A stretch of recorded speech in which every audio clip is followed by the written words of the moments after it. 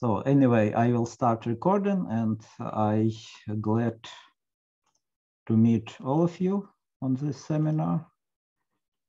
And also, it is my pleasure to welcome Alessandro Caratelli. Caratelli or Caratelli? Caratelli, yeah? Caratelli. Caratelli, sorry. Alessandro Caratelli.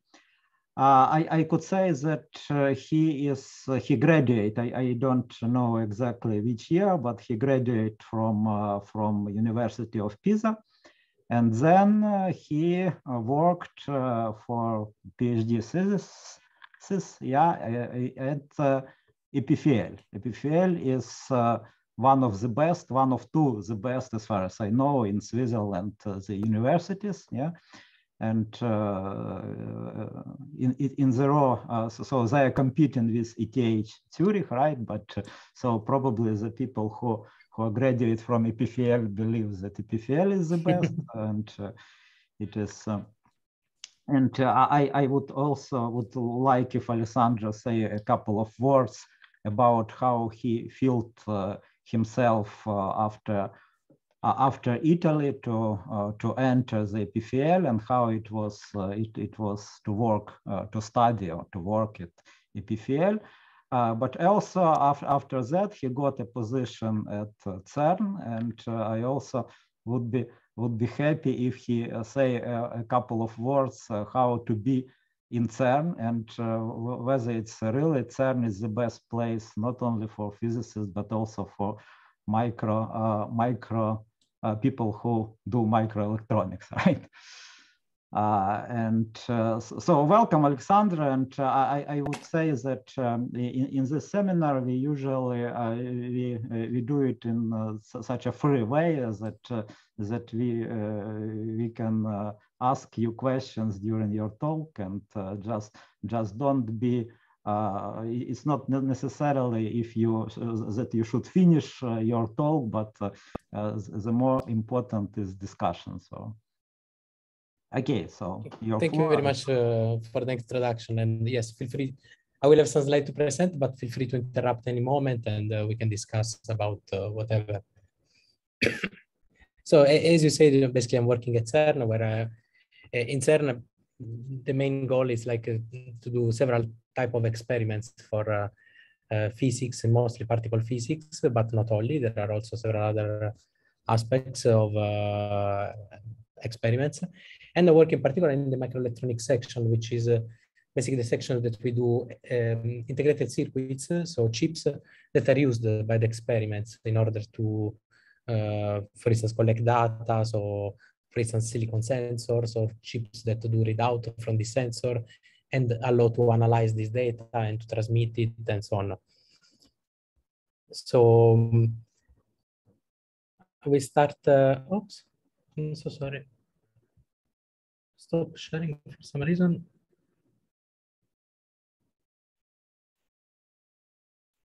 Just start it again. Yes.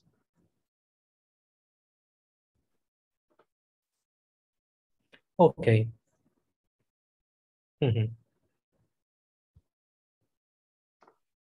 Sorry, Zoom is doing something strange. Just give me a second.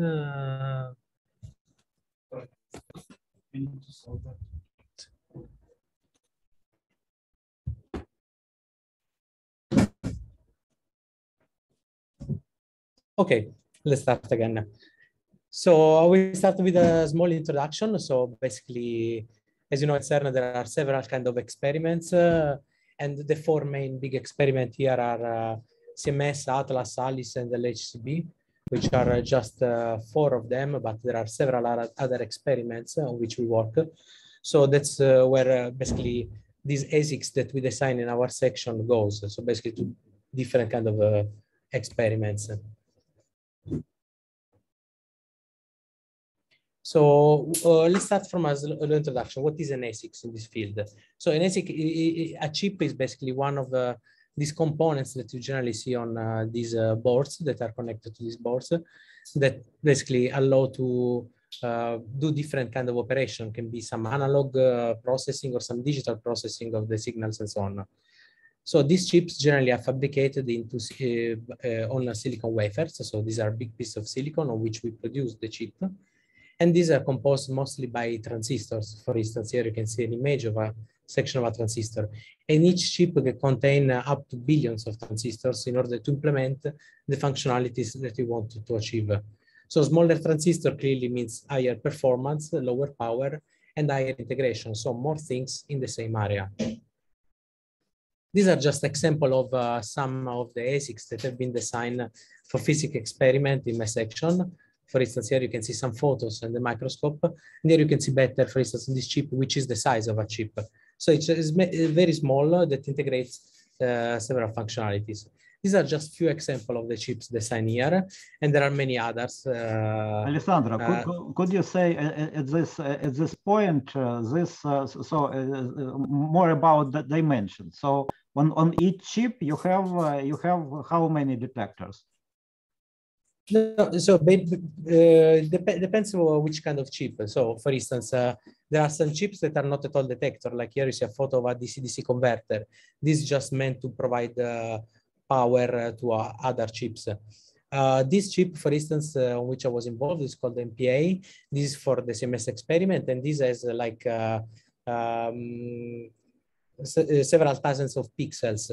So basically, in this case, what we try to do in this chip is to detect particle passing through, and then getting basically a pixel image of basically where the particle have been passing in order to reconstruct the traces of particles and to analyze this data. So it depends which is several thousands of such an element which you have shown on previous slide, right?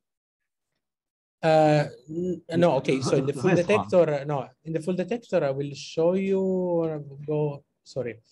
Let's say this, for instance, in the CMS detector of this chip, this MPA, which has thousands of pixels, we have around 200,000 of these chips. Mm-hmm. So because basically they go to create a sort of cylinder around the collision point, and there is where you are going to basically trace the particle passing through and then transmit this data. So we need to cover a surface of around 200 square meters of these chips. Okay, it is clear, but so to understand in your previous slide, that element, yeah, which you show, what are sizes of this element? This, yeah. Okay, the size of this element is let's say the channel. So let's say what we consider the size. So the internal part of it, the active part of the transistor, it's as a size of for the chip that I'm going to show you later, 65 nanometer. 65 nanometers? Yeah, that's 65, correct. 65, yeah? Yes. 65. But in fact, there are different design processes in which you can produce a chip. Okay. And this size is shrinking during the time. So it's getting smaller and smaller. Mm-hmm. But let's say most of commercial electronics is around 100 nanometers and going down. What we use at CERN is mostly 65 or 28 nanometer. Mm-hmm. And if you see chips like Apple and so on, more some companies that search really advanced performances, but at an higher cost, they go down to 10 or 7 nanometers. Mm-hmm. Now they're moving towards 5 nanometers. So, and this is this sensitive area, right? Yeah, this is basically what we call the channel of the transistor. So basically the area that you gate. The transistor itself is a bit bigger because you need to have some contacts for, let's say, it is then the next, what is usually the distance between two sensors on the chip? Between the transistor, it's the distance can be orders of hundreds of nanometers to the micrometer. Hundreds. So yes. Okay. Thank you. To the micrometer, let's say. And basically, these chips are composed by basically transistors. So just to give an example of why we go on ASICs. So let's say in microelectronics, these are the four main categories of chips that generally use. One are the CPUs, which are basically some particular kind of chips that have been already designed in a specific way and that allow to be programmed. So using this approach of CPUs give a lot of versatility and programmability, and it has a lower cost. But of course, the CPU is optimized for a sequential processing, and it has some limitation in parallelism of the functionalities, and also allow only for digital processing. Then, for instance, there are GPUs, which are specific chips, which allow for a wide range of computationally intensive application. And these allow for massive processing power for target application. But of course, they have high power consumption, and they're not suited for all the kind of algorithm, but only for specific kind. And also here, I talk only about digital processing. Then you can move to FPGAs, which are basically some flexible collection of logic elements. So you can imagine it as basically a chip composed by a lot of small functional elements of flops, gates of different kind that do some functionalities. And you can basically configure it instead of program it. So basically you write a very log or VHDL code in order to configure it. And you can configure it to perform a specific application or to be, let's say, that can be changed also after installation, can be adapted to the specific application. And these, they have much higher performance in terms of power consumption compared to other, and they allow for massively parallel operation. Of course, the complexity of the development is higher, and there is longer time to develop this. But compared to ASIC, anyway, they offer some limited flexibility and a limited set of analog IP blocks compared to an ASIC.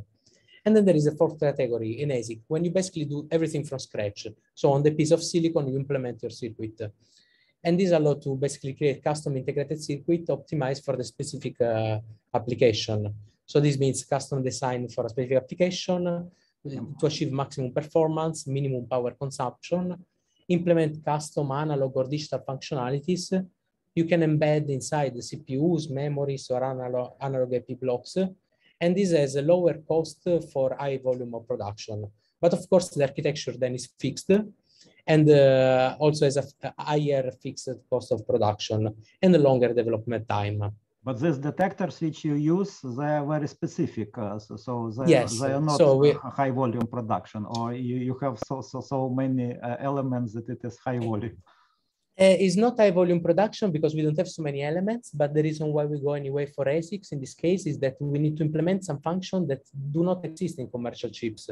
So certain functions you cannot find in CPUs or GPUs and so on. You could do FPGAs, but also we have some specific requirements, which are very low power consumption and high radiation tolerance, for instance. So no commercial components can reach this level of radiation. And for this reason, the only choice for us is to go for ASICs. That's why we cannot use other kind of components. So because also these chips which you're talking about, you use it for CERN for this experiment, and that's it, or also there are other places where it can be used? Depends. For instance, I've been working on different chips here at CERN. The one that I will show later is used only at CERN for a specific experiment, so it's designed only for that. But in the past, for instance, I've been working on a different chip that is used for multiple type of experiment, still in physics. And now we are working, for instance, on a radiation tolerant RISC-V processor, which we are implementing actually the ASIC that then other people can program it. And there will be used for a wide range of applications. So not only CERN experiment, but also other kind of applications, like space applications, satellites, and so on in principle. So it depends.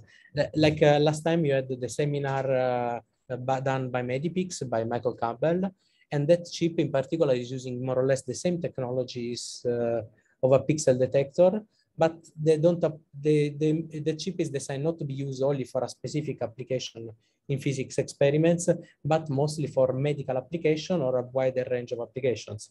But the concepts are pretty much similar. So it depends. The point of an ASIC is that you implement some custom functionalities. So if these functionalities are enough flexible, they can be used in a wider range. Yeah, for me, just interesting. You have very custom needs Yes.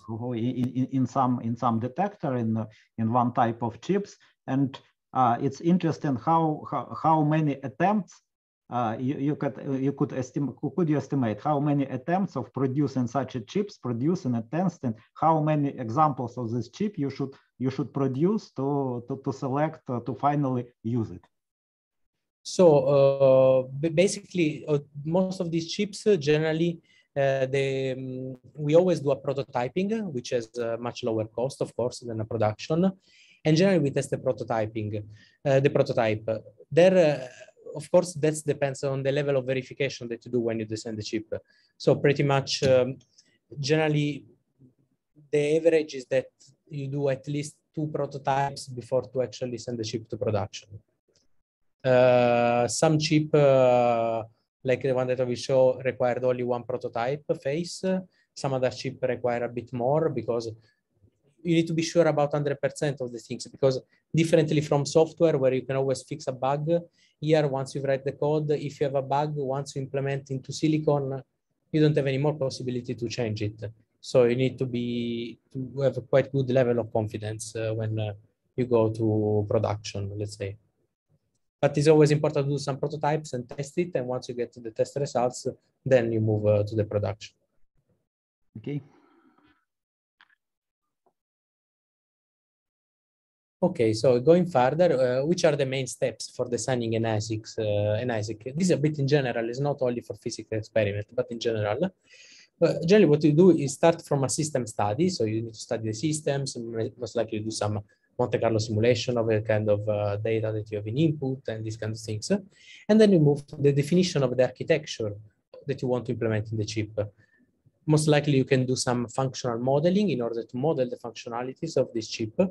And then according to the fact if it is more digital or analog functionalities, this splits a bit. For a digital design, you will start from an RTL design, which means basically start to write the Verilog code or the VHDL code. So the description of the algorithm that you want to implement into the digital functionalities. Or for an analog system, you will design a schematic circuit. After that, from the RTL, you do some synthesis, which basically is like in software we call the compilation, but in this case, basically you need to compile and then to synthesize into gates, so basically into AND or flip-flops and basic cells, and then you move to the physical implementation. So basically you do the layout of the chip, so the drawing of the thing that is going to be sent to the foundry for the production. After sign-off stage, which means basically running several simulation tests and verify the functionality, then you go to production, you receive the chips, and then you can test the chips.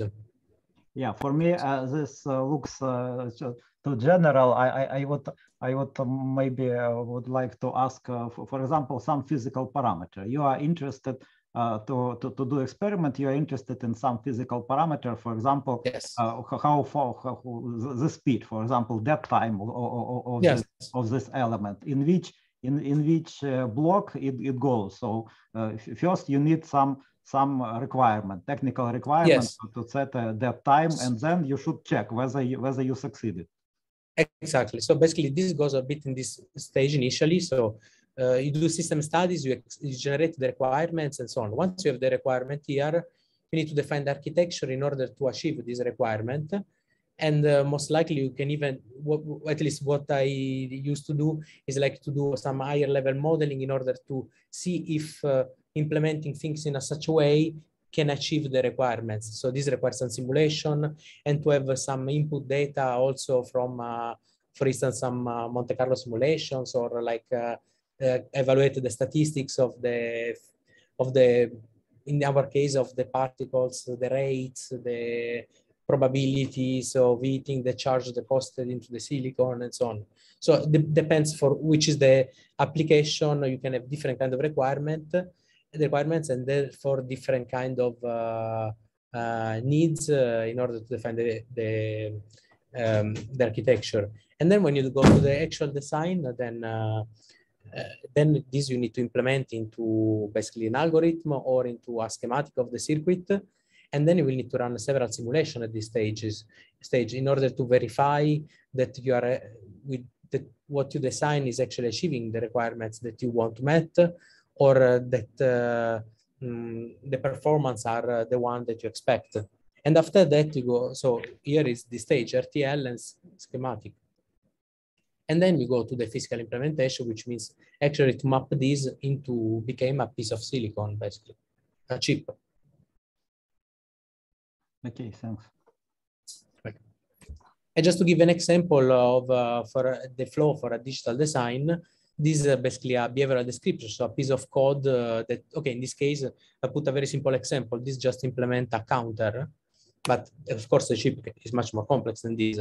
But here I just put the description of a counter, and this is basically written in system Verilog, which is a piece of code. This is after doing a synthesis operation. This is mapped to basic cells, like you can see here, a netlist, which is composed by NAND, OR, wire, flip-flops, and these kind of things. Now, this netlist then is mapped directly to a circuit. So this is equivalent to this schematic circuit, which is composed by these basic building blocks that we call standard cells. Now, this schematic, after doing an operation which is called the physical implementation, which is composed by placing the cell, routing, connecting with metal wires, and so on, implement the layout. So basically, this is mapped into a drawing of what is going to be built on the silicon. And here you can see, for instance, a zoom, and this an end cell, which is composed by several wires, and these are the layout of some transistors that are connected together to implement an end functions, for instance, or things like this. Of course, this is on a small scale. Things are much bigger in the reality. And then from the layout, you can send this to the fabrication, to the foundry, which produce the chip with a lithography process and several other processes. And you get a wafer, basically, which is composed where all the chips are implemented. You can see it on the wafer. If you zoom inside, you can see this is an example of a chip. But the scheme is in proportional, yeah. And green here is the sensor, or black is sensor. Where? On zoomed image, yeah. No, here there is no sensor. This is a transistor. So here basically it's showing this red, for instance, is one level of metal. This blue is another layer of metal. These are, let's say, contacts. The transistor is implemented in this area. So these represent the active area of the transistor in the center here. So the black is active area, yeah, of sensor. No, in this case, this black is the contacts to the substrate. So basically are the contacts between one level of metal to the substrate under of silicon, to the semiconductor. And sensitive area, it is green, yeah. No, in this case there is not really a sensitive. These are just a transistor. It's not really a sensor. It's like a transistor implementing a digital operation. So the active area. This is not real image of not real plan. No, it's a real image, but it's not a sensor. It's just a piece of digital logic, let's say, a digital cell. Yeah, good, okay.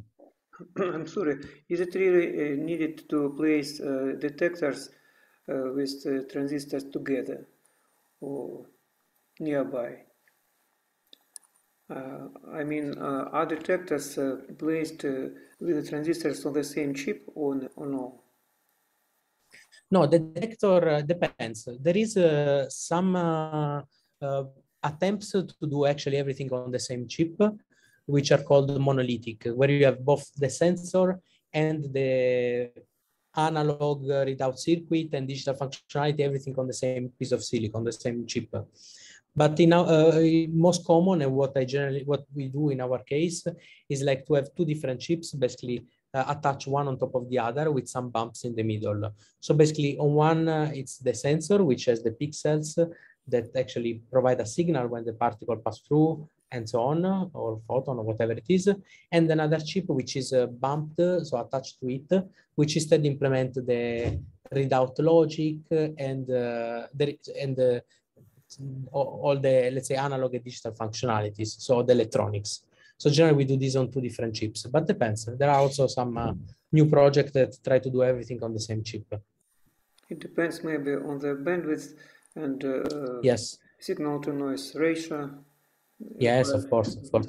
Of course, having everything on the same chip creates much more noise because you have also, for instance, a clock running next to the analog part, and also this takes some areas and so on. So not always is possible. And also the advantage of keeping them separate is that basically you can use different production technologies. One optimized for a sensor and the other optimized for implementing digital functionalities, for instance. Thank you. So this is an example of wafer, and this is an example of a circuit, a photo of a circuit that is on this wafer. And here you can see basically a microscope image of the transistor, which is the image that we have seen before, which implement the functionalities on the chip. And then the wafer is cutted, and then you can get the chips, and this is what is going to be used. And these are photos on the microscope. This can be mounted then on a carrier board with wire bonds or packaged into packages and then used in more complex systems.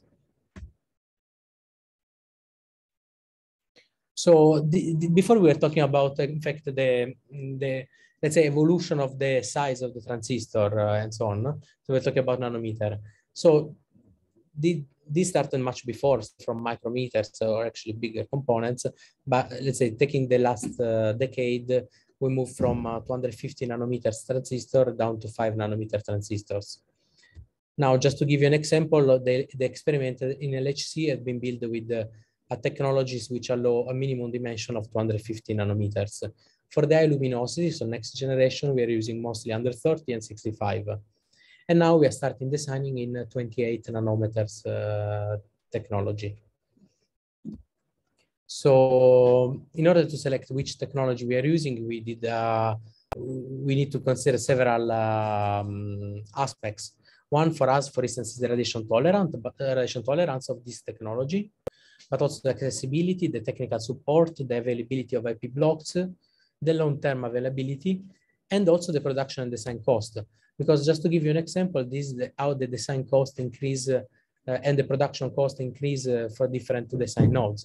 So working in 28 nanometer allow you a certain cost.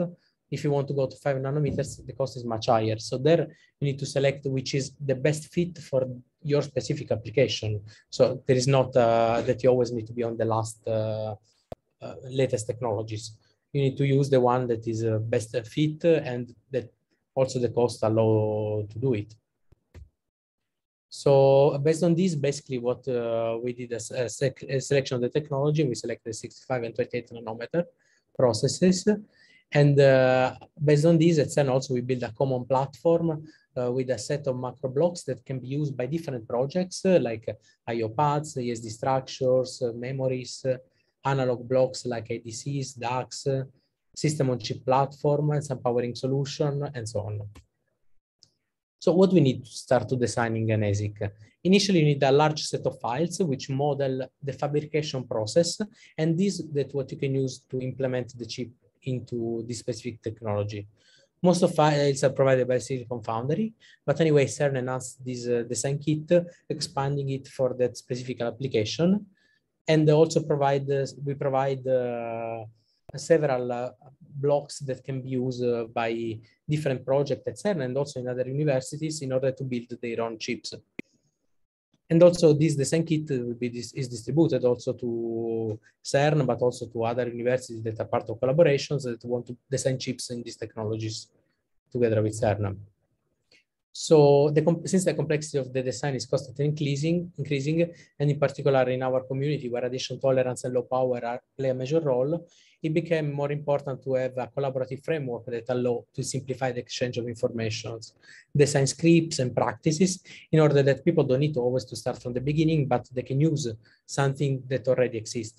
So for this, we build I'm also involved in this as a part of my job in the building of what we call a common design platform, which include the PDK, so the base files that are needed for designing, all the standard cells, several other technology files, but as well NDA and commercial contracts in order to get access to these technologies, a growing set of macro blocks, so building blocks that are already ready and tested, so they don't need to be reassigned by every time, but can be assembled and used, some system on chip design enablers, and also some technical support for the platform and the usage of the software tools.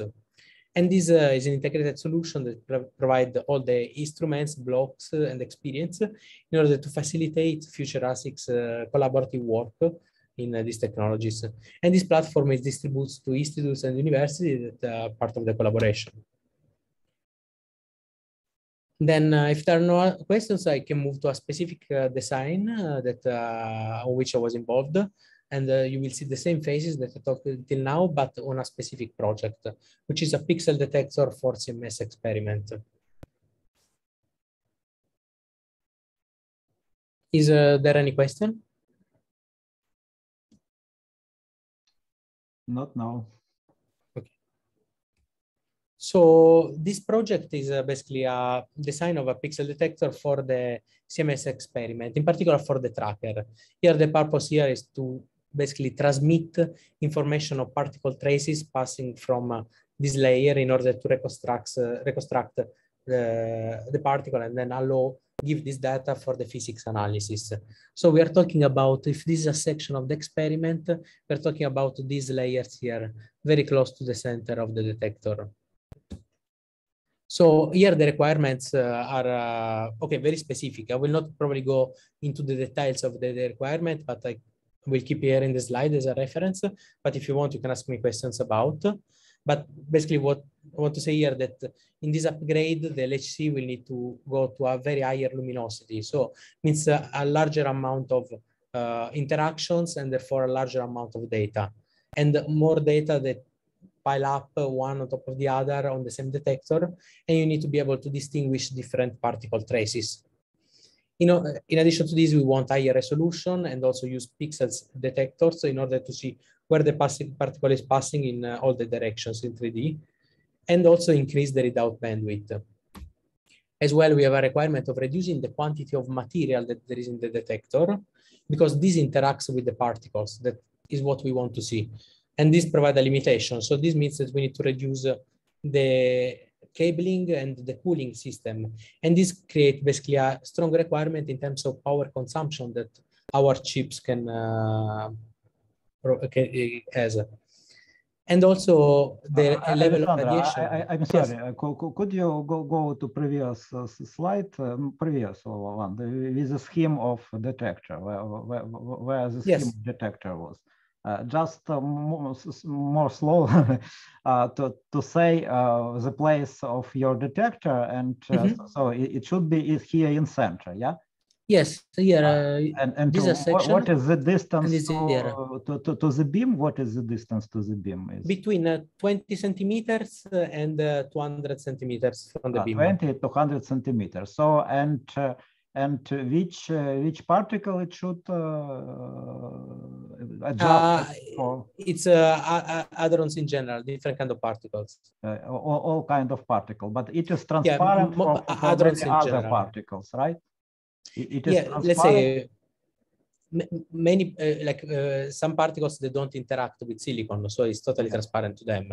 So what we can see is the particle that interacting with silicon deposit a charge, and this charge is basically deposited on the silicon, creating basically electron hole pairs. So this is alpha particle, electron particle, electrons. It right? can be electrons, photons, hadrons in general. But also photons. Yes?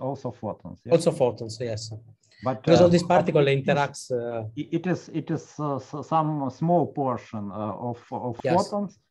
Could interact, but also, and muons, for example, also muons, yes, interact. it is a small portion. All other particles are just absorbed by other layers, right?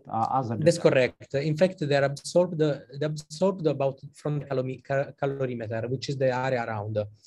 So on this layer, the passing through, the sensor is very thin, it's 200 micrometers. So the interaction is very small. It just deposits a bit of charge, but interacts is not get absorbed by this sensor. Maybe now, if you plan to say it later, then it's not here, yeah. But maybe now, could you say a bit just in more general? So which part exactly for your detector?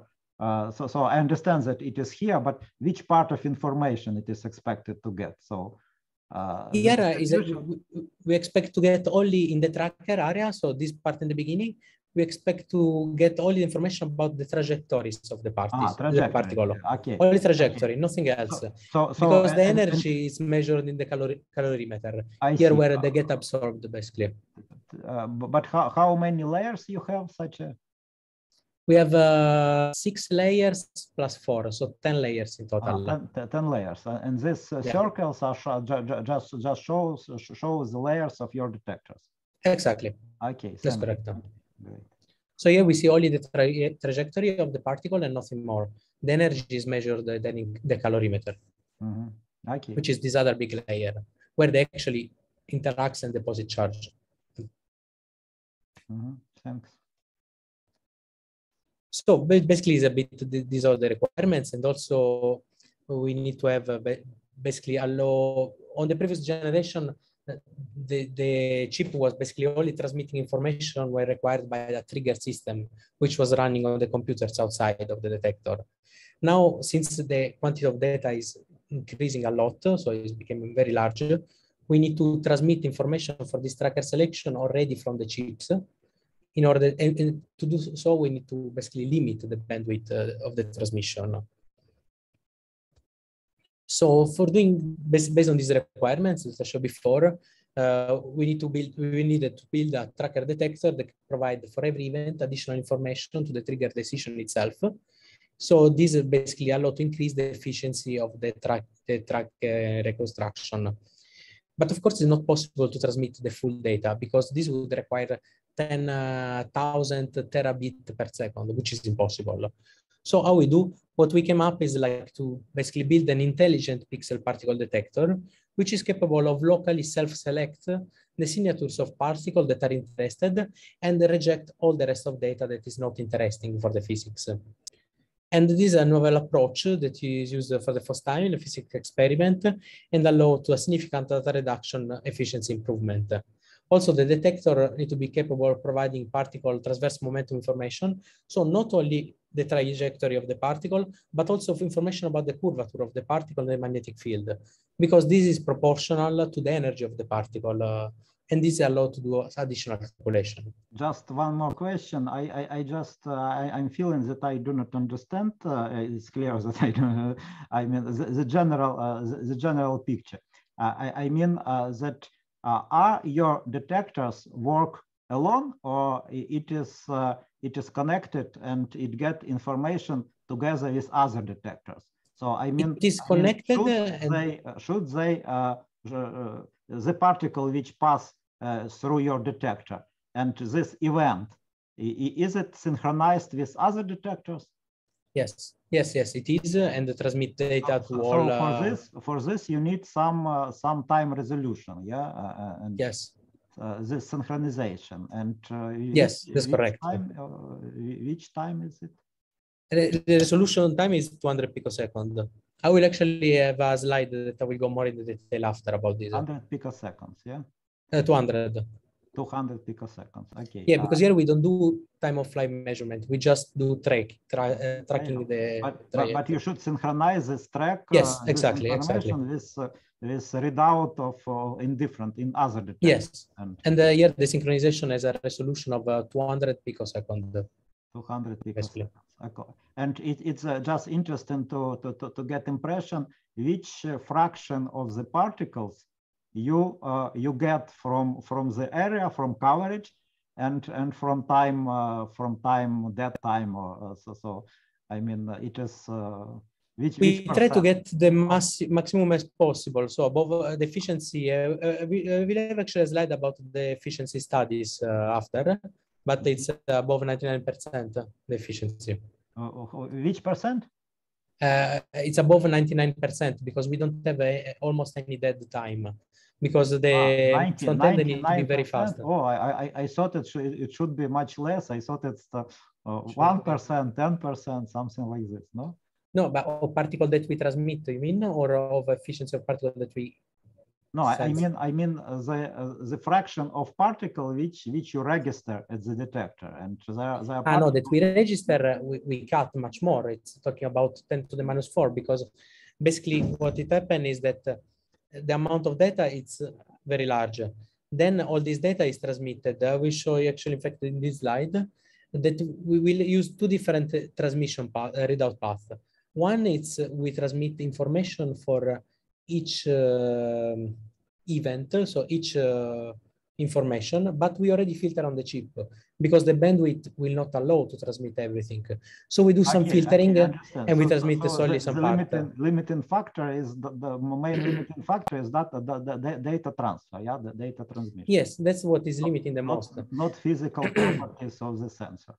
No, but then the other thing is that then all this information is collected centrally by all the detectors, by the trigger system, which collect information from all the layers, from all the detectors. And according to this, decide which event is actually interesting.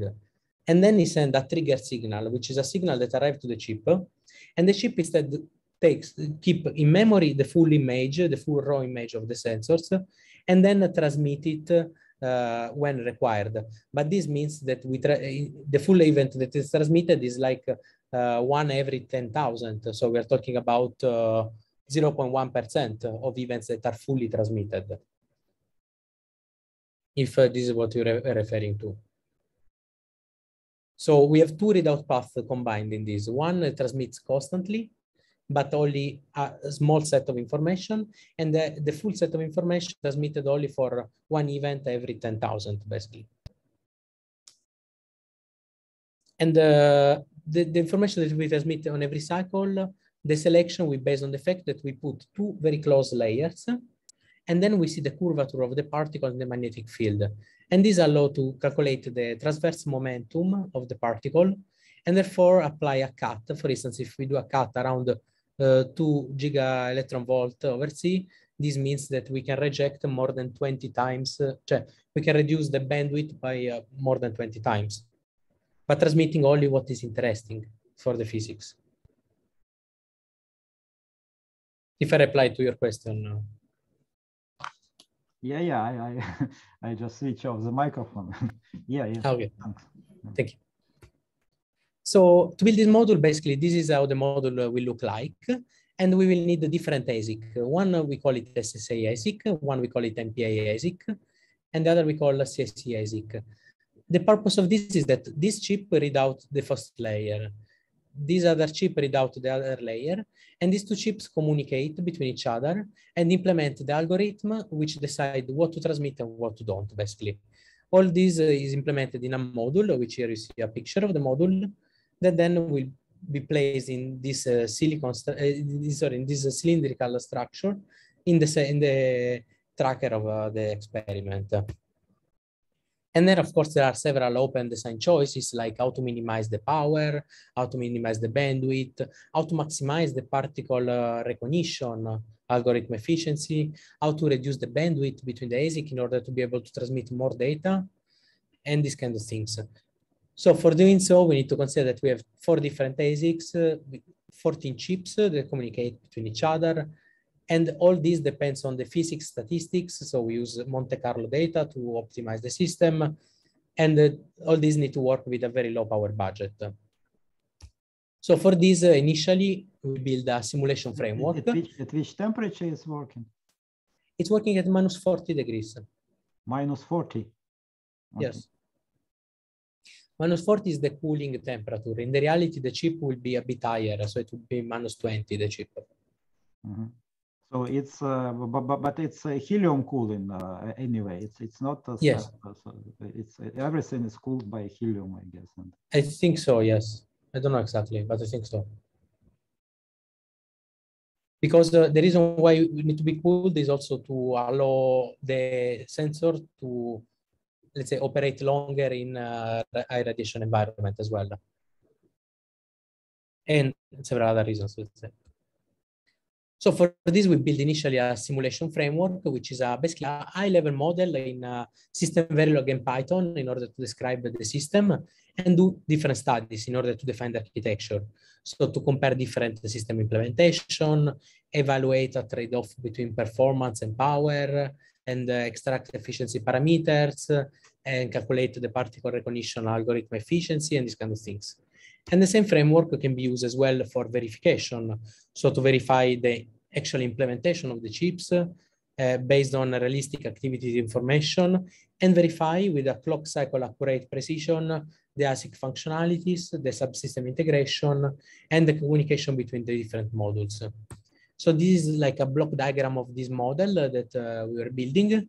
And here there is basically the design under verification, which is initially an high-level description of the system in higher level language, and then became actually the chip implement design, and then the final implementation of the chip, and using the same system in order to verify the functionality. And here you can see the SSA, MPA ASIC, and the SSA ASIC. And then based on this, we could do different studies, like define the window cut, define the step finding efficiency, or calculating, changing the architecture in order to reduce the bandwidth. For instance, we realized that it was convenient to have some memories, some extra memories inside the chip in order to keep the data. In this case, basically allowed to reduce by 71% the power consumption for the transmission, or calculate how to do the clustering, filtering, and so on. And then we could see that also having some lateral communication between the chips, we could bring the efficiency of the stub recognition from 98% to around 99%, including also communication on the lateral between the chips, and do all these kind of studies. And then we could come up with the final architecture, which defined that the SSA has a binary readout, a digital signal processing, and some memories in order to store the information. And this data is serialized at MPA, where in this other chip, we have the algorithm that do the coincidence between the two chips, the particle recognition, and then transmit the data into different paths, one at very low latency, so very fast, and then one at L1 rate. This means that, and then basically the overall bandwidth, it's around 46 gigabit per second in the module, basically. And this is basically the schema of the module. Then based on this, we could do some analysis about the efficiency that we expect for different areas of the detectors according to the tracker layout in the CMS tracker. Okay, once done these studies, then you can move to actually design of the ASIC. So this is the schematic of the ASIC, the SSA, which is composed by different blocks. So there is some stub logic, the logic that do the transmission of the triggered readout, then some strip cell, which is composed by an analog front end and some digital part, and some bias block, which provide the currents and all the voltages for the analog front end. So all this basically is the schema of how the chip is going to be implemented. You can see there is some analog functionalities and some digital ones.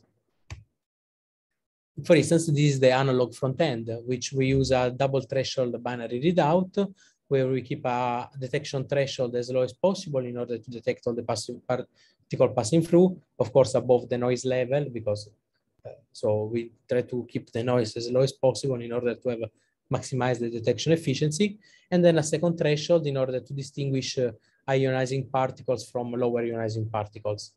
And then this is required to have a trimming duct per channel in order to optimize. What are different colors here? I don't understand. Where? Here on this plot.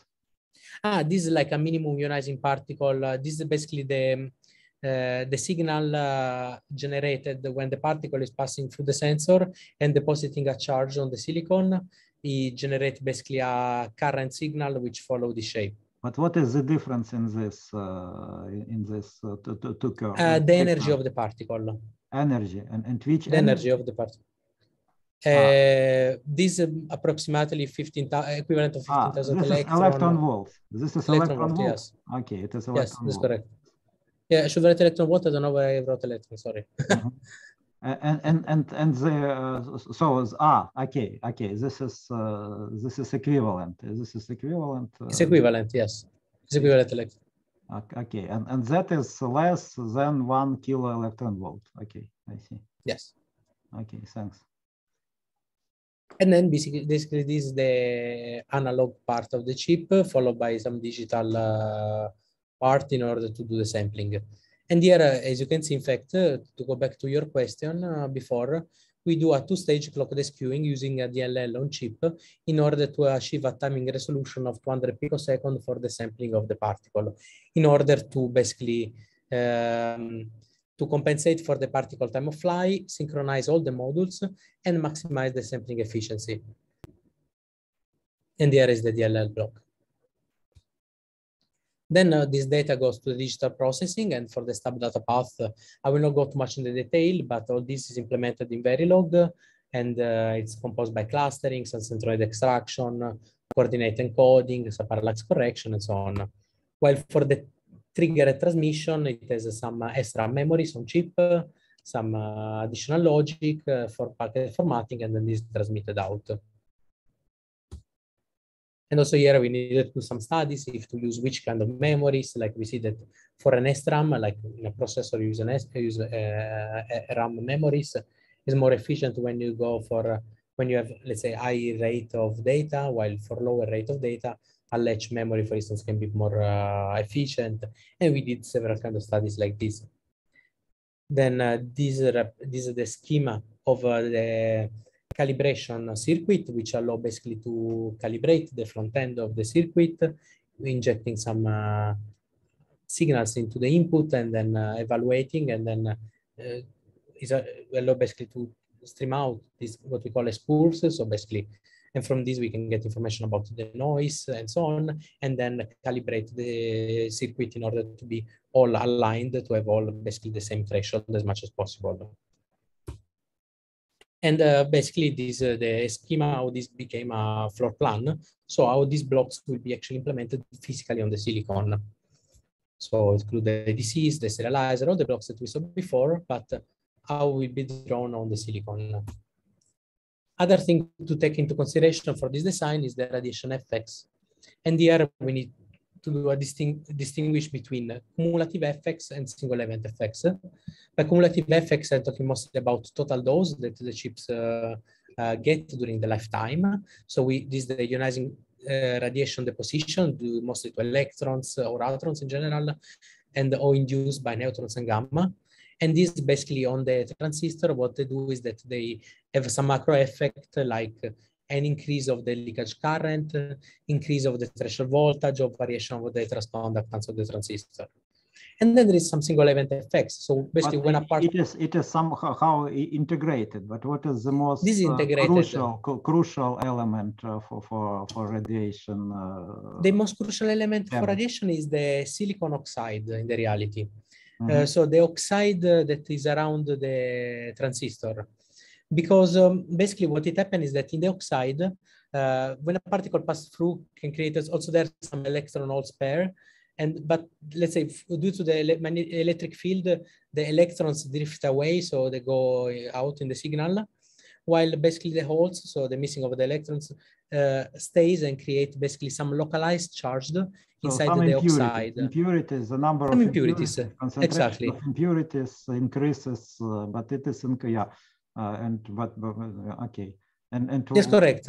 What is the lifetime?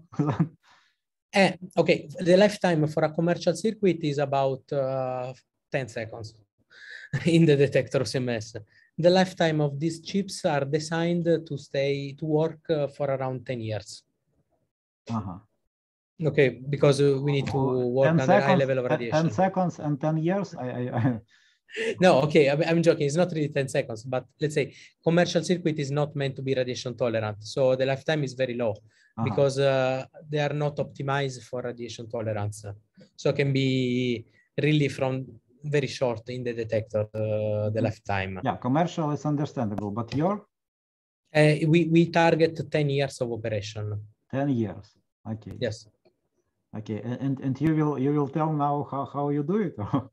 Yes, I will show a bit. Okay, so. Yeah, so basically, actually, this constant operation, yeah, but properties, yes. But it degrades with time slowly. It degrades during this time. It's just that you need to take into account the degradation. So all the parameters will start from a value and deviate. So you need to basically do the circuits in the way that even if you have this larger variability of the parameters, the circuit still works. Basically, this is the point of it. So to understand, it is just you made a detector, and this it's not the case that some sensors are just how it's called so just material which you change every time. No. From the beginning, because the central part of the detector is very difficult to access. So this requires really to open the full experiment to change. So in principle, the chips here, they're not really changeable.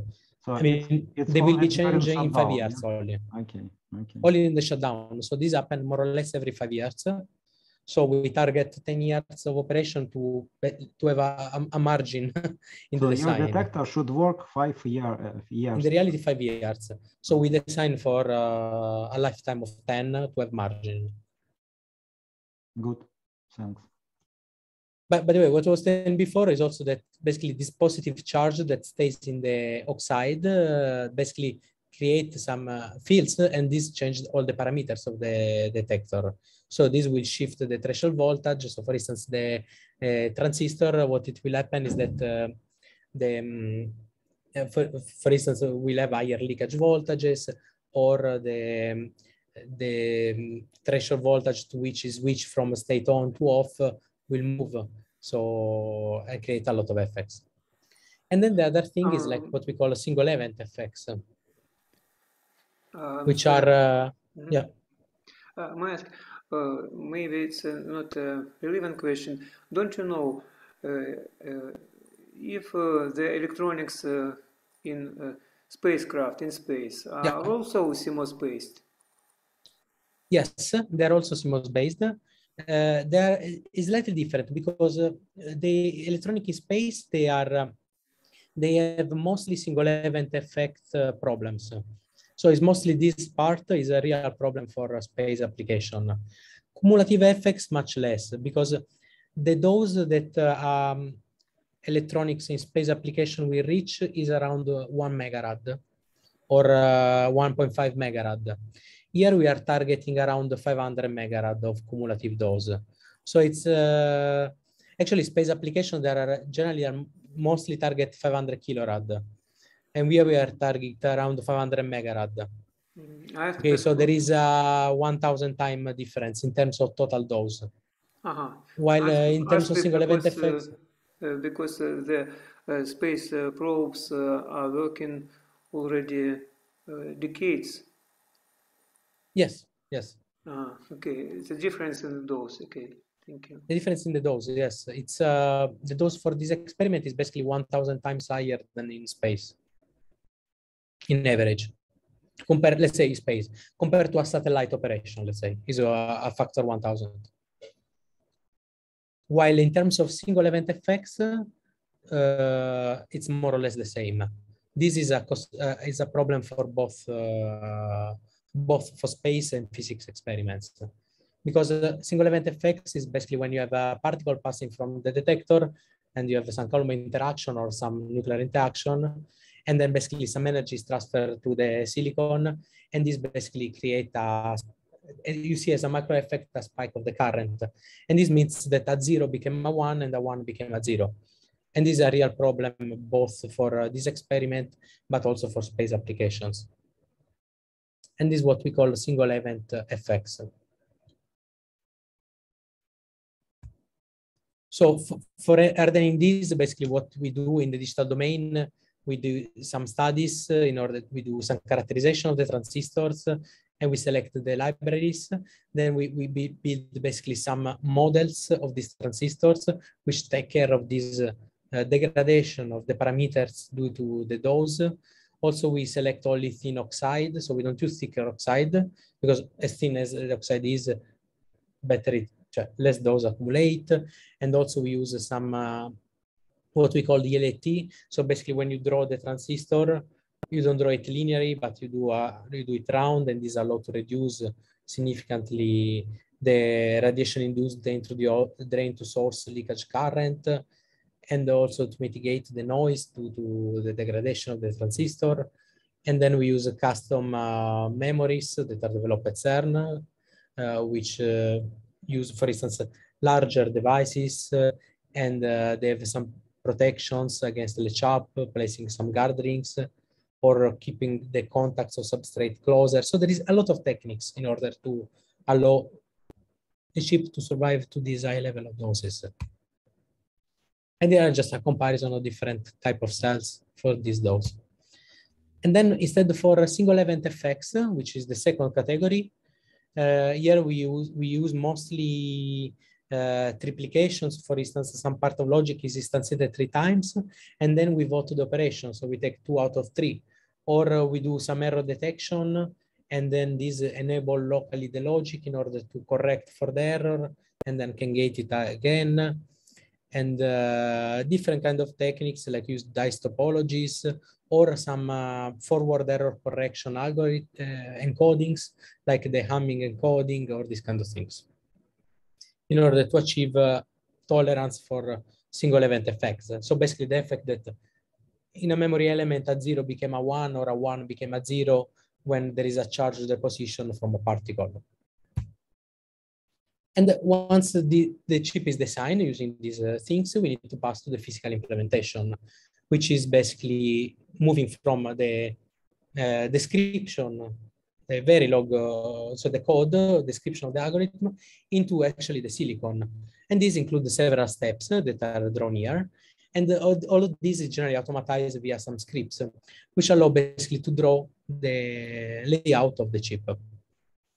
And this step, generally, we call it physical implementation, which is composed by placing of the cell, routing, the connection. We do initially a floor plan, then the routing of the clock that arrive to each cell, and so on, and then several timing analysis, design rule checks, and so on.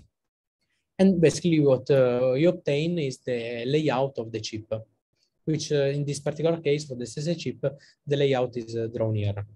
Now, this layout then is sent to production, and we got back the chips, the first prototypes of the SSA ASIC, MP ASIC, and CCA. These are photos on the microscope of the 3 chips.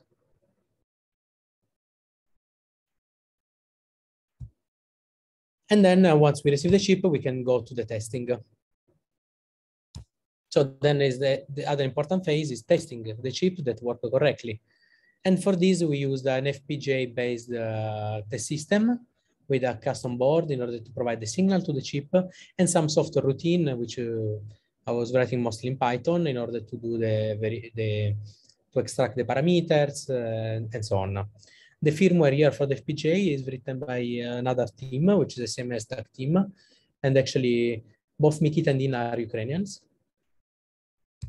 And then using this test system, we could do several analyses, like evaluating the front end, so reconstruction of the pulse of the analog front end, or calculating the trimming in order to align all the pixels in order to, let's say, to have a threshold on the same level and the sampling in the same, more or less in the same moment with this resolution. And then evaluate the noise of the front end, calculate the distribution according to the temperature. And we can clearly see that the noise increases with higher temperature as expected. And then irradiating the chip with an X-ray source at different temperatures, and evaluate that all the digital functionality still work and all the analog parameters are within the range that we can compensate with the on-chip bias block that compensate for these variations. And here we can see that the consumption change with the total ionizing dose. Here we arrived at 200 megarad. And you can see that also the noise increases with the dose that is applied, so the radiation dose. But after running the recalibration, which is an on-chip algorithm that allows to recalibrate, we can reduce the noise to a level which is still acceptable, and so on. And then there is also some other functionalities like some ring oscillator, which are meant there to measure actually the degradation of the chip during the time and also the temperature. So we can use this to understand how much the chip has degraded, if it's the time to change it, and these kind of things. And for single event effects, the test was done at the synchrotron facility in Louvain-la-Neuve, which is basically a synchrotron which allows to basically have a beam of heavy ions on the chip. And then we want to see that the chip keep on working also under these effects. And the chip proved to work correctly. So we didn't observe reset problems, loss of control, or configuration changes, or these kind of things. Of course, we observed some error in output of the data because the data path is not protected for SU because we don't have enough power budget for that. But we can accept a bit error rate in output. What we cannot accept if the chip stopped working. So it was possible to evaluate the bit error rate in output of the chip due to these heavy ions. And basically these different LET, so the different energy deposited, sorry, which is proportional to the LET for the heavy ions. And by fitting this data and convoluting this with the energy probability deposition and the spectrum of energy of the particles in the CMS tracker, it was possible to evaluate the error rates that we expect in the output of the chip in the real application.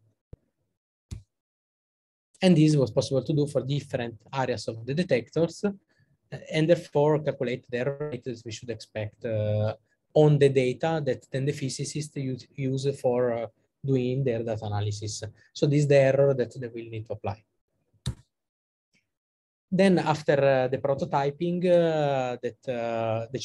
the prototype had been tested, we went to production. So we send the chip to production, and this is the wafer of the chip, where you can see here all the chips one next to each other. This before cutting this and getting the chips itself. This we are putting in a probing machine with some little needles, and we could do some initial test. And for instance, see the variation of the parameters on the chip and the value of the noise, and exclude the chips that have too much noise. So this chip, we can throw them, and we can define a yield of chips that we can actually use for the detector. And this is like the summary of the digital functionalities, analog functionalities, and the total yield. We can see that 98% of the produced chips are good, while 2% of the chip we will need to throw them away because they are not working according to expectation. And then the chip now will be mounted into this module. This is the module, which is composed by this SSA, MPA, some DC-DC converter, some optical transmitters. I was working all in these two chips actually. And these modules will be placed in this cylinder, which will be the tracker of the experiment, which is here in the central area, quite close to the beam. And that's it from my side. Thank you very much. Thank you, Alessandro. Time for question from audience who wants to ask something.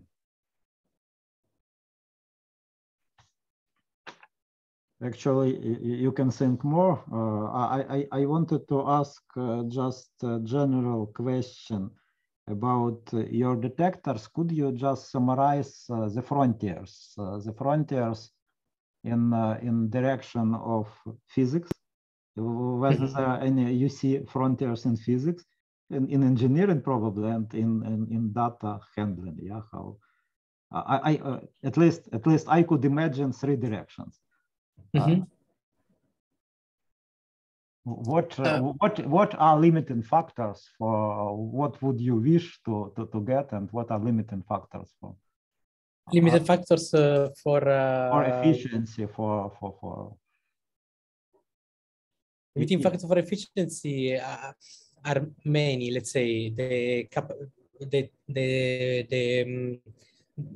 it's limiting a lot the bandwidth that you have, the capability to transmit data, the capability, because the quantity of data produced is a lot, so you need to filter out a lot of information, and there is a lot of limiting factors also due to the fact that the algorithms are quite complex because you start to have into higher luminosity, which means a lot of particles colliding in each event.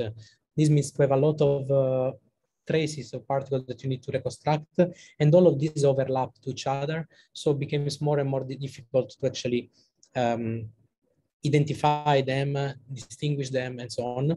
And that's why until now, for instance, the chips were just getting the data and transmitting, and all the analysis was done outside of the detector. What we need to do now is to put more functionalities directly in the chips, directly inside the detector, before even to transmit the data, in order to already select things and transmit only what we can. And this, it's just one attempt, but for next generation, we will need much more complex capability of running algorithms. So people are starting to think about having processors directly inside the detectors, or to have, for instance, neural networks directly inside the detectors, or to have much more complex functionalities directly inside. And this is the direction in which electronics will need to go for the experiments. So I understand that actually this is the statistic, experimental statistic, is the most important here, is the time of measurement. So, and yes. You say that limiting factor here is on data side, on data treatment, right? It's a big, yes, it's a big limiting factor. It's not on physical processes in detectors. So you are completely happy with silicon. I would be interested. No, not really. Also, I would be interested other alternatives. It is now it is silicon detector, but could it be bolometers for superconducting bolometers? You know, yes, yes, it could be many other things. So for the moment, we are using silicon detector, but it was, let's say, at the moment, the best solution, but it's not the unique solution, and they will need to come other solutions, like for instance the one that you were mentioning, because silicon detectors are good from one side, but of course they have some limitation, which is given, for instance, by the noise, there is a lot of limitation in silicon detectors. So it's not the unique solution. It's just for the moment it was the solution that we were using, but of course we will be happy to use also different kind of solutions. But do you know it is your detector is not on all everywhere, yeah, in no. CERN, but no. Do you know about using of bolometers of superconducting based detector or no? I don't know exactly. Actually, I don't know exactly. So silicon detectors are good for tracking, let's say, for because you can do pixels. The superconductive, I think they are more ideal for not really the tracker, but for many of the other layers. But I don't know the details about it, so I don't want to say something that I don't know properly. Sorry. Okay. And actually, other directions where it can be used, the detectors.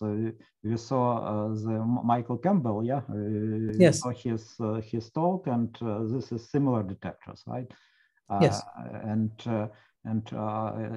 they can be used.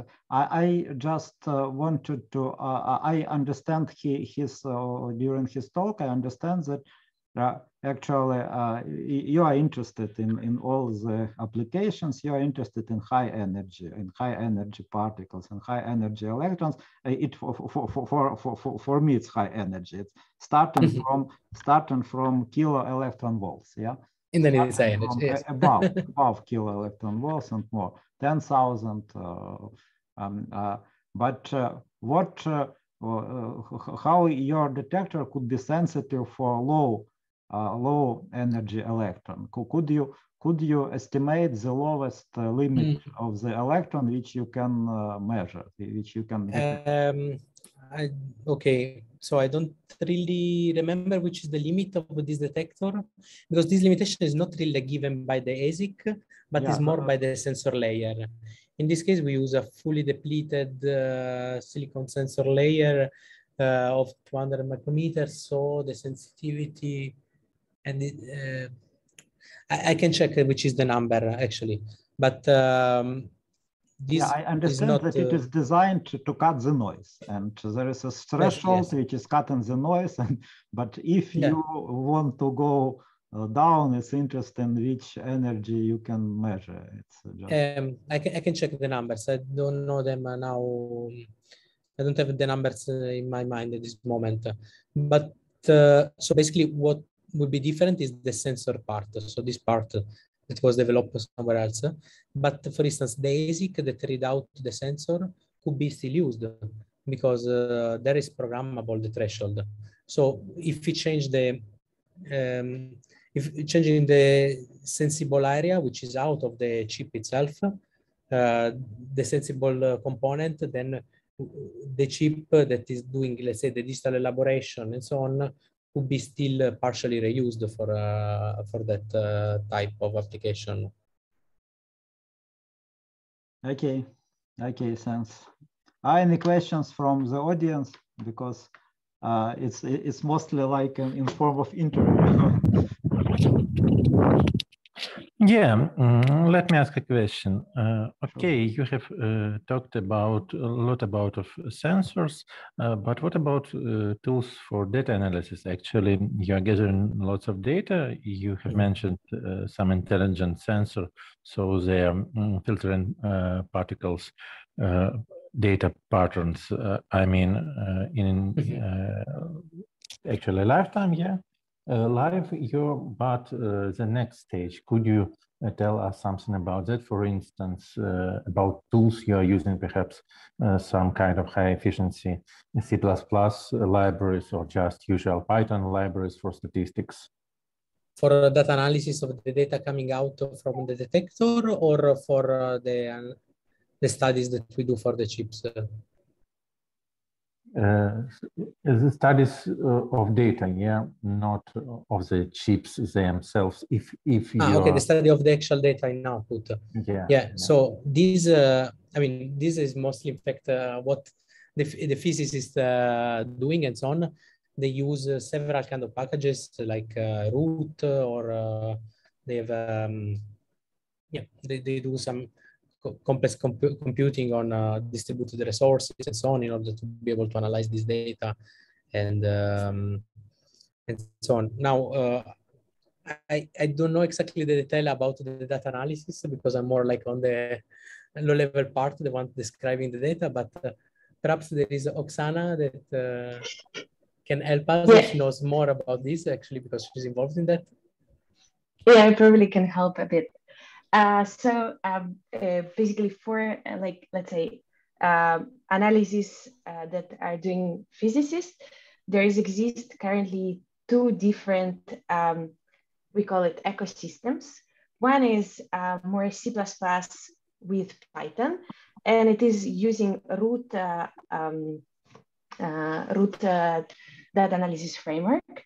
This framework is pretty, so it's not only about high energy physics, it is a set of the multiple libraries that can cover functionality from data input, statistics, also fitting, also all possible, let's say, everything that you need for data analysis. But the issue is that you need to know C++, or you can have also try to use it with Python. Then there is a second new approach where everybody understood that it's very hard sometimes for physicists to switch to C++ or go through the all complex, like you want to do your analysis, you don't want to learn language, new programming language.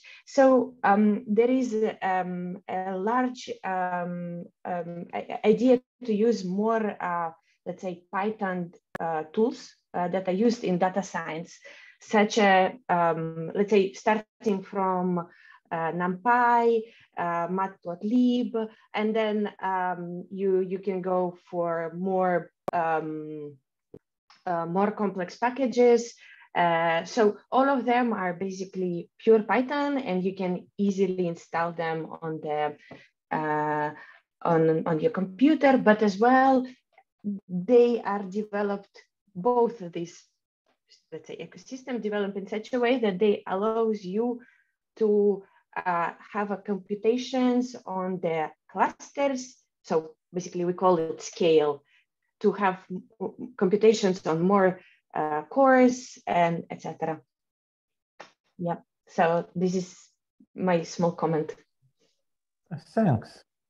Okay, thanks. Oksana, could you, or Alexandra, could you say actually which part of data analysis could be transferred to the chip?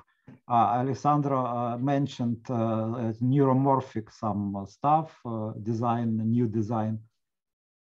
What can it be? I mean, which kind of data analysis could be done on chip already?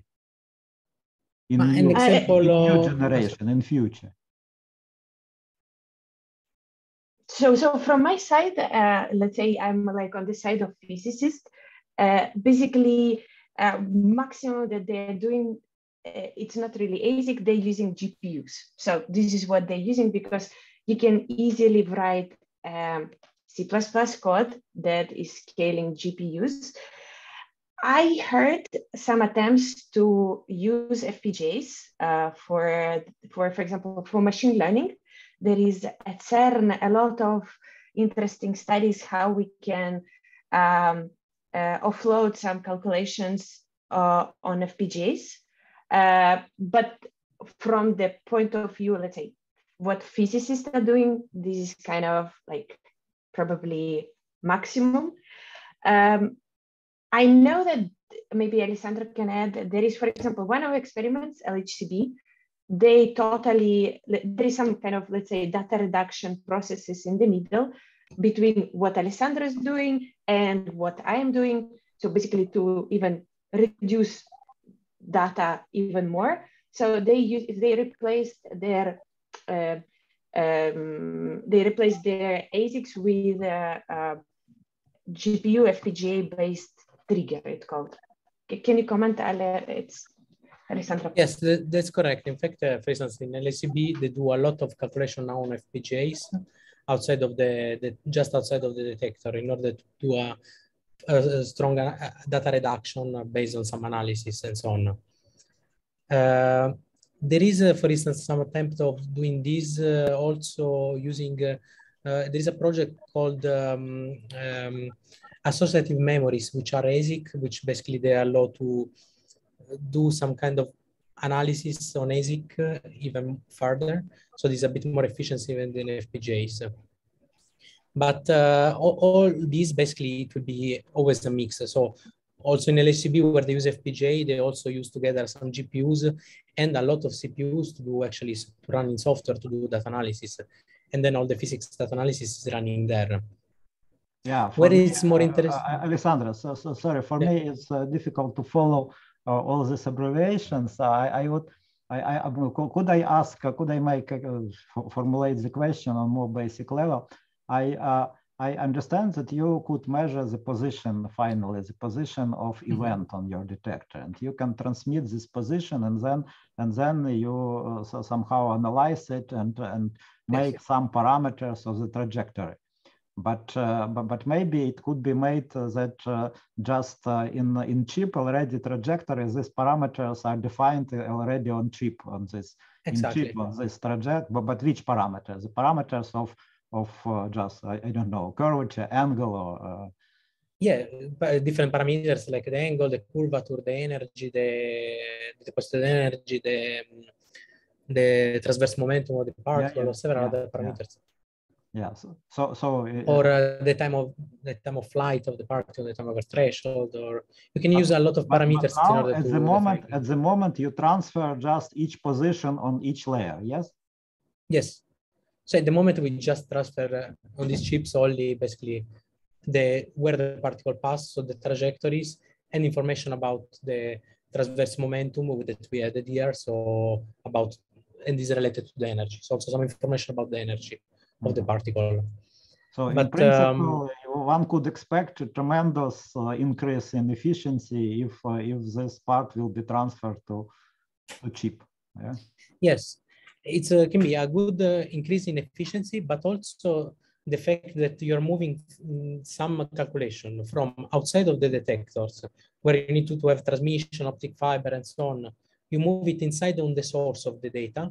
So exactly where you have the data arriving, and there immediately you calculate before even to transmit. This can give a large increase in terms of, let's say, efficiency in data selection and so on. So basically, you need to consider that all the algorithm that you implement in a software, and the software is something that runs on a CPU, like you have in the computer and so on, you can also implement the same algorithm in an ASIC. And you can also parallelize a lot. Because an ASIC, what to do is basically to make a circuit which, in the digital parallel ASIC, you basically do a circuit which basically implement an algorithm, which is not that different than writing it in software. Of course, you use different languages and so on, but you can implement different kind of algorithm also in ASICs. So you can bring some things inside, and also you can make it programmable. So for instance, have some cores that can be programmed to run a software directly inside these chips. So instead of having just, like the chip that I show you, just have a fixed functionality. It has some configuration, a lot of parameters that you can set, but the functionality is fixed. You can have some programmable logic that allow to change real time the functionalities from outside and say, okay, I want this to run a different algorithm instead of this, and do more complex things.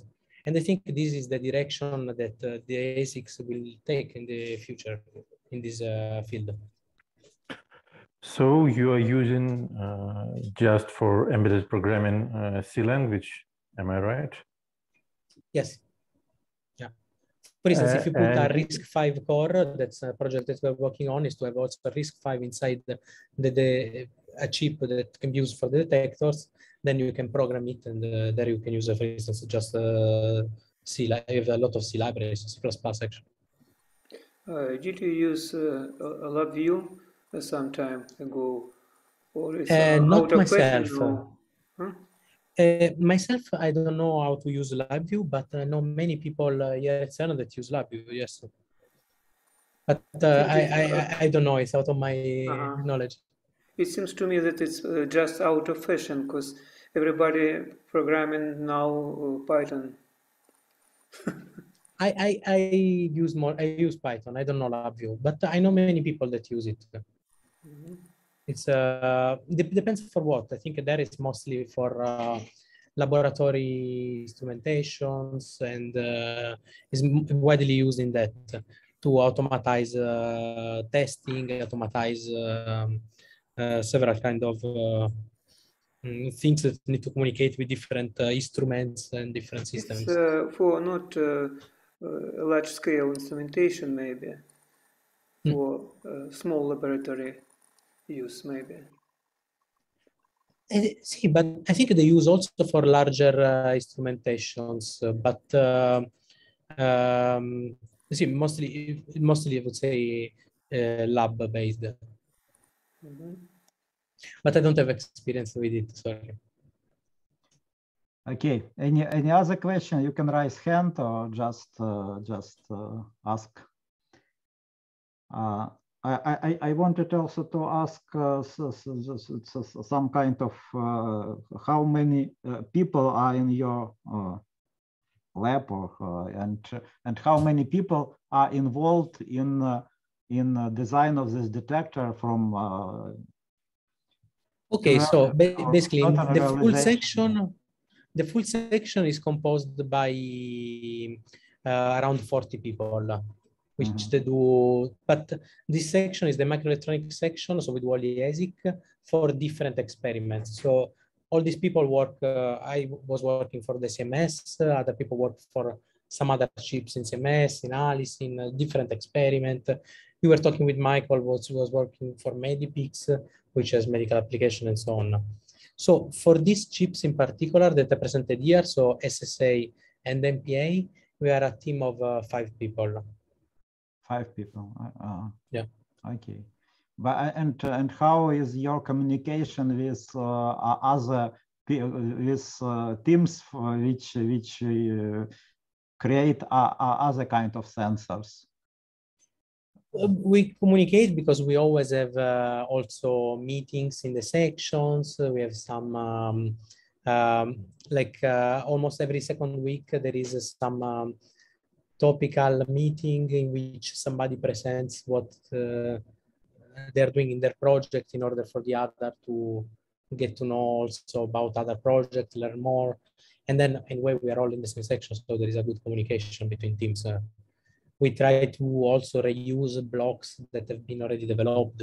So for instance, if somebody else has already written a piece of code or a block that do a certain functionalities, we don't need to rewrite from scratch. We can reuse the same block.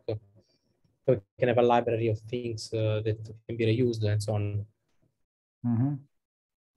Okay, it was interesting also for me how this business relates with what you have done in EPFL or in university. How was your involvement? How you were involved in this field? So actually at university I was studying electronics in general. So it was just in general electronics. Then I started to go close to CERN during my master thesis, where I was doing another chip, but more simple. It was a fully digital chip, which was called GBT-SCA, which is basically a router. So it has it receives from one side packets in a certain format and then speaks a lot of protocols and reroute on different lines. So this was my first, let's say, a real approach to a design work in this. But the point of it that this chip should be also radiation tolerant. And then during PhD, I was starting to work actually on the project that I presented today. So this was I started to work on this project in my PhD on the system studies and so on, and then the design. So now I'm working on different things. EPFL, yeah, it's in collaboration with EPFL also, yeah. See, partially, in the meaning that from EPFL I was the only one working on this, but okay. but yes, it was affiliated. It's not the case that your group at EPFL were working on. In this. No. Okay, so this case no. But for instance, in many experiments, instead, in many other ASICs design and so on, there are some things are done at CERN, but many things are done at different universities, or some things are done in collaboration. For instance, this ASIC here in the same picture called the CIC, which is here, this one, is another very nice ASIC that was done by the University of Lyon in collaboration with CERN. And so we had constant communication with them because all the things need to be integrated. Or many other things are done by different universities around, and then that are part of the collaboration. And for this reason, in fact, I mean, now I'm working also on a service which is called ASIC support, where we provide also some blocks, some what we were talking initially, this common design platform, which allow basically different. 1 second, let me check the slide. This platform, basically, it's a lot of a series of files, blocks, and so on, that from CERN we distribute to the universities that collaborate, so they can also use these things to start the design. So they don't need to start from scratch, taking the files from the foundry, but they can get something already a bit better organized with a lot of macro blocks like ADCs, DAGs, some building blocks that they can be used for doing ASICs. And actually, these libraries of blocks is mostly contributed also by universities that they decide, for instance, to develop an ADC, a transmitter, a serializer, some blocks that they put in that to share to all the community that work in these experiments. So several collaborations with universities are for building new blocks that can be used in many ASICs, or some universities do ASICs that use some of these blocks and so on, in order to create more, to have more collaboration and allow to reuse what exists already in the community. So that was my my question, which I also wanted to ask about community, about your community. So it is in CERN, but also there are other accelerators. Yes. Yeah. And is are your detectors can be used or used in are using in on other? Okay. These detectors that I show you today, no, it's very specific for CMS. The chip that I was doing before, it's used in the CERN experiment, but also it's used in ITER and in SLAC. The first chip that I was doing. So it's used also some in other application. Then there are some chips like the one that Michael presented, Medipix, that is really wide range. It's used mostly in medical applications and so on. So it depends. Some of them are very specific because are designed to be for that particular application, and some of them are more meant to be used for different application. Yeah, so medical application is quite big, probably. Yeah? Yes, quite exactly. wide and quite big area. Yeah, I remember, for example, when I talking about applications of superconductors, it is usually tomographers. Magnetic tomography, it is main application of even superconductors. Yeah, but I understand that your detector is computer tomography is also. Yeah, I understand. Okay, so maybe then final question for me, which I asked from very beginning: how are you lucky with your work at CERN, and are you looking for another work in more interesting projects, or can one imagine more interesting place to work? I don't know, NASA. No, I think there is a lot of interesting places, a lot of different interesting places and so on. I mean, this is just one aspect of the one application of microelectronics. But microelectronics it's used in many other different applications. For instance, all the, let's say, in each computer, in each phone, in each it's microelectronics components. So it's difficult to define. I really like this application that we do here because it's like related to physics, to research, and so on. But of course, it's just one of the many applications of these technologies. Yeah, it's of course difficult for me, but I maybe I don't know what came to mind. If I were you, I would say I mostly probably like my feeling that, for example, if you consider, if you compare if you're working, for example, in some company, commercial company, and in CERN, CERN is mostly open. I think that your idea is not closed, but they are open for all the community, and I like this the most. Is it really the case that?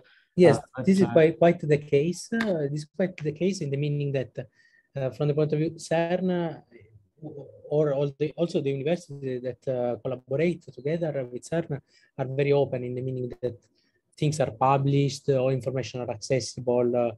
We provide. There is no secret on the no secret. You have no secret in your technology. Yeah. No, the only secret there is like in the NDAs for producing these chips, because this chip, of course, we cannot produce ourselves. We need to use some foundries, which are these companies that do all the steps for actually manufacturing the chips, and these are like TSMC, IBM, or these huge companies that produce. And on the technology information that you need to use for doing design, there is NDAs. So there is some non-disclosure agreement that doesn't not allow to give information about this technology. So for instance, we can, at CERN we can show all the information about the functionalities of what we implement, our design, and so on, but not information which are related to these technologies, because we have a contract with this company that we produce the chip that doesn't allow to exchange this information until the university with which we collaborate has assigned the NDA, which is also the same contract, which is a three-way that allows the exchange of information between all the institutes within the collaboration. And in this case, it allows also the exchange of technology-related information. But this is due to the fact that the production need to pass by these companies. Okay, so thank you, Alessandro. I see someone maybe, many cents, it is many cents. If there is no question, then let's thank Alessandro. Thank you very much. Thanks to you for hosting me. Very nice talk. Okay, then we stop. I stop the recording. Yes.